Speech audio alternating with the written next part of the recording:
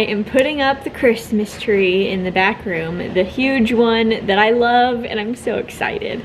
We put up this Christmas tree on Sunday and it has felt so cheery and festive, and I love it. And I can't wait to get the big tree up too. Hold on! Michael Bublé, activate! Michael Bublé, activate! Michael Bublé, activate! Activate! Activate!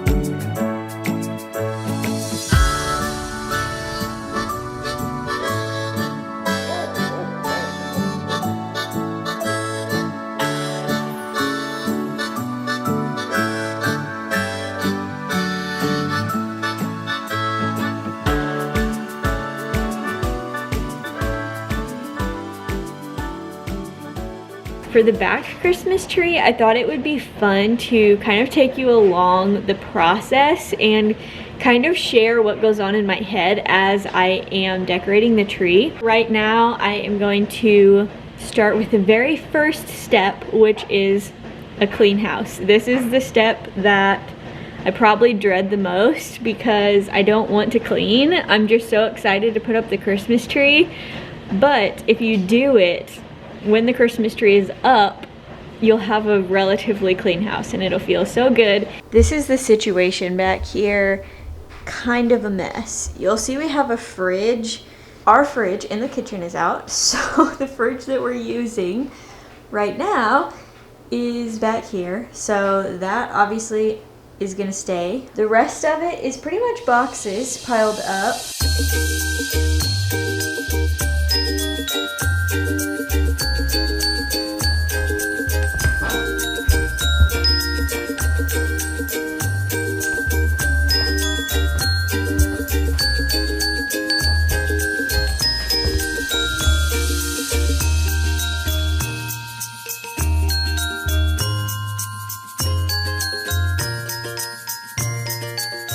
All right, I got it pretty well cleaned in here. Now it is time for step 2, which is actually setting up the tree. I am so excited. Let's go ahead and get the tree out of the box and get it stood up. It's a heavy box.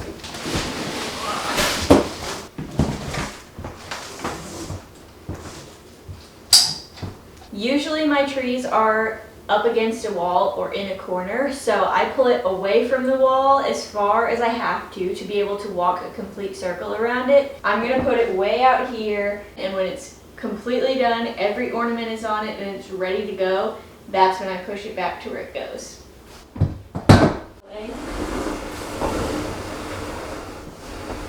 There we go.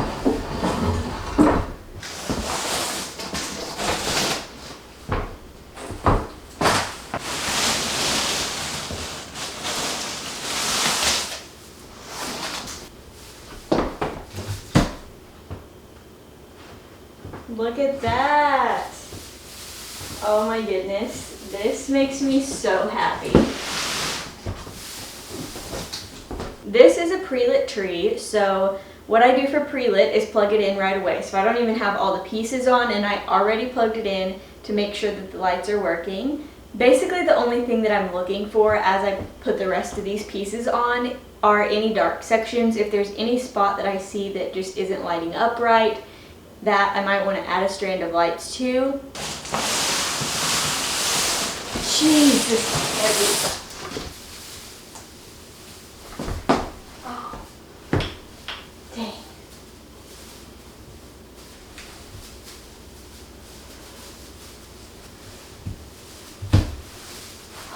Holy cow.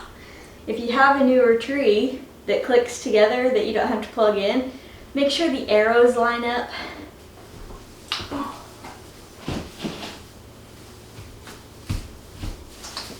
See, it's so much easier when you actually pay attention to the arrows.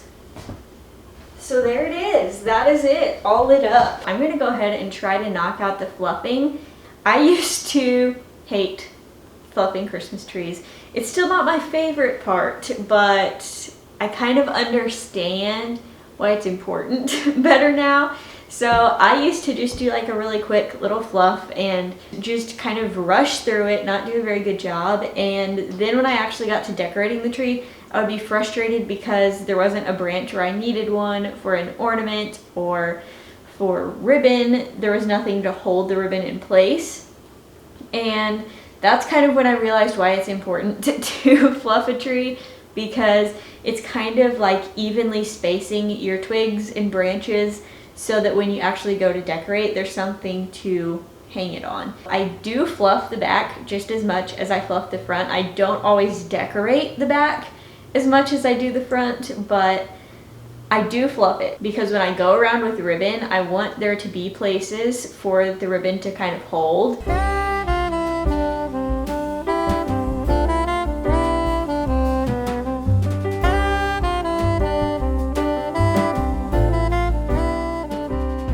Another tip that I thought of, lotion your hands. If you know, like within the next week I'm gonna start decorating, start lotioning your hands a lot to build up the moisture. But even if you haven't planned ahead that far, just lotion your hands before you start working. You don't want your hands to be greasy, but my hands are super dry, and so they've been catching on all the needles on the tree. And my hands are so cut up and so bloody already just from trying to put the tree up. The next thing I'm gonna do is unpack all my boxes and organize all of my materials. So I should have in these boxes somewhere ribbon, twigs, and a bunch of ornaments. So I'm gonna kind of organize that way, make a pile with my ribbon, make a pile of all of the twigs, and I will separate them into like bunches of like twigs together, and the same for ornaments. I have a lot of random ornaments, and I also have a lot of like boxed ornaments that are all the same. So I'm gonna organize it that way. You'll kind of see the system as I go, but that is what I'm gonna do next.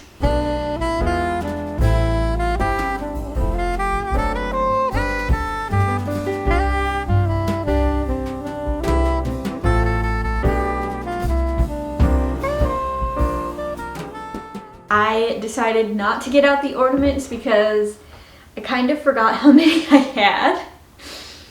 There's a lot. There's 2 whole tubs filled with ornaments, and I also forgot that I had organized it as well as I had when I took it all down. So I have 2 tubs that are just completely ornaments. My ribbon, twigs, topper, all of that was in one box by itself. So that's what I have on the table here, which are the first things that I'm going to start with. So I just took all of that stuff out for now, and I'll unload the ornaments once I get this stuff off the table and on the tree. What I am going to do next is start with the topper. That's the first thing I do after fluffing the tree. That's the first decoration that I do, because everything else kind of flows from the topper. Also, there are a lot of different things that you can use as a topper. This is an angel that I found at Lowe's last Christmas, and I really love it. She really fit the vibe that I was going for on the tree, and I haven't really talked about that, but this tree I am doing a very traditional Christmas. I've got a lot of like vintagey stuff that I put on here, and it is like red and white basically. I don't have a lot of like green, but the tree is green, so you know, it's a lot of red and white. And I just thought that this angel fit what I was going for. I have done just twigs for toppers. I have done stars for toppers. There's a star on our living room Christmas tree. I did a Mizzou tree last year. What I did on that tree last year was I used tiger ears that was actually a headband as a topper. So you can kind of get creative with the topper, and you don't have to buy something, you know, that is made to be a topper.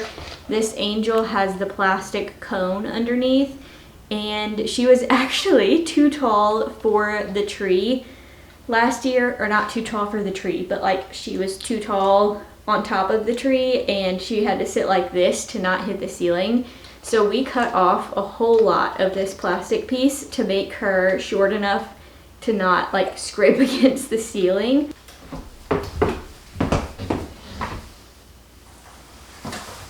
I've got to do the Mima trick, and I may have to refluff this middle section after it sits. Wow, it even lights up. I didn't think that it would light up. So this is the pro tip. Mima actually told me if you put the top part of the tree on the bottom, then you can do the topper without having to climb up and down the ladder every few minutes.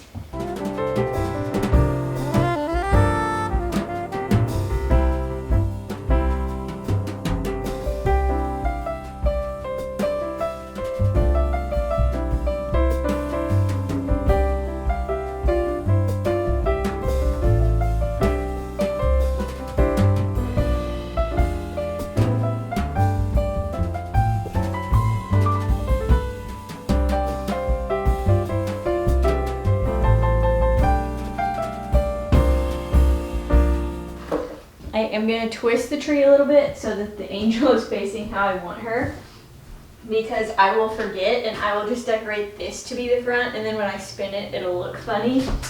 So, can you tell me when she's facing forward? That's actually pretty close. So I kind of like her pointing toward this corner over here, kind of this way. That way when you come in, she's kind of looking at you, and then you can see her from around the room. So that's pretty good. I'm going to go ahead with ribbon. So I actually have two kinds of ribbon. This is not really ribbon. This is a burlap with some soft white in it. I love how this looks, but I'm going to treat it like ribbon. It is huge. So let me just show you my technique. You'll see that I have this side bunched together, and that is my start. So I do that with anything huge like this that doesn't just hold its shape. So what I will do is put this toward the top, and then every so often I will bunch it like this, and I will use an actual tree little twig and tie it around just like this wire is to hold it in place. And then you'll have this loop sitting on the tree. And I'll just go in circles all the way around and down the tree until I get to the bottom. And that is what I do with that. I looked so hard to find ribbon like this last year. Last year was the first year that I did this tree because we moved actually into this house last year. But I knew that I wanted a ribbon similar to this that was just a really Christmassy plaid, but I could not find anything that really was what I wanted until I found this, and there were only 3 rolls of it. I bought all 3 rolls, and here we are. So I love this ribbon. I do the very same technique, bunch it up, use tree branches to kind of make little loops, and that is what I'm going to do. Same thing, just wrap it around the whole tree.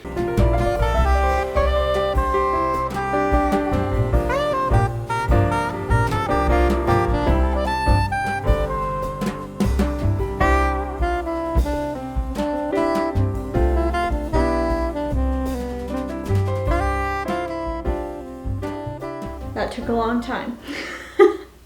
I was kind of in my zone, but I kept misjudging the distances that I wanted each kind of spiral to be apart.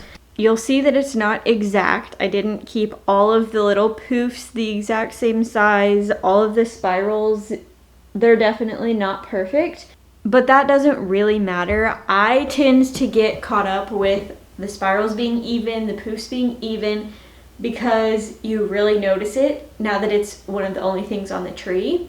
But once I get these 2 entire tubs of ornaments, more ribbon, twigs, once this tree is full, you really won't notice how big and how even the ribbon is.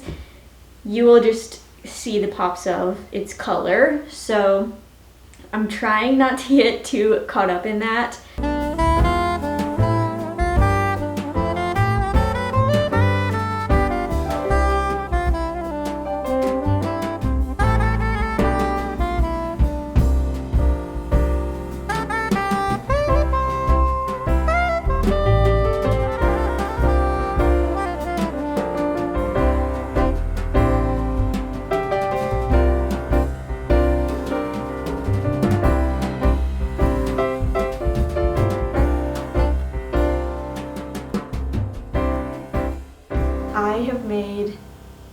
a lot of progress today. The tree looks so good. I'm so excited. I just stuck all of the twigs in, which is the next step in my process, and you'll kind of see a pattern if you really look at it. I kind of group all of my twigs together, and I didn't necessarily do that on purpose.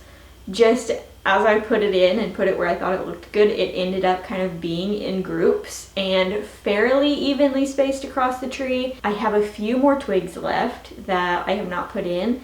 I'm just gonna set those aside for now, and I'll use those as fillers at the very end. If I notice any holes, I'll just kind of shove those in. It is a new day, and it's time to finish the Christmas tree. The next thing is going to be organizing the ornaments. I have 2 entire tubs that are filled. Some are more filler ornaments, and others are more decorative ornaments. So the decorative ornaments I put on very last, and the filler ornaments are what will actually go on the Christmas tree next. I think you'll kind of start seeing what I mean as I organize them. You'll see me kind of separating them and kind of keeping them in different places. So once I get everything out of these boxes and organized, I'll show you what I mean and kind of what the differences are between those different ornaments.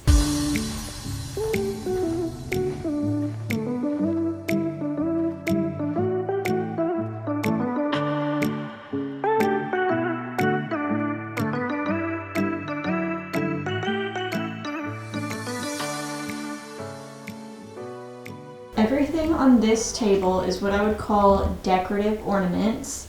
Some of them are kind of borderline. I would say that anything that I have a bunch of multiples of are borderline. So I have quite a few of these, quite a few of these, and so they can kind of become fillers since I have so many of them, but I would still definitely call them decorative. Then over in the chairs here, we have filler ornaments, basically just plain ball ornaments. I would call filler ornaments. Also, this little grouping over here, these are just snowball looking ornaments. I've got a big gold apple, but there's no way that you'll tell it's an apple once it's in the tree. And then these I really love. They're just huge ornaments that say Merry Christmas. And those are a little bit decorative. I'm not going to try to hide any of these because they all still look good. They're just not necessarily like the front that you will notice immediately, if that makes any sense. I don't know. And the last group is over here. These are just like childhood ornaments that I'm going to use on the back. So I have those over here just to kind of fill up this back side so it doesn't look empty, but also not ones that I want on the very front.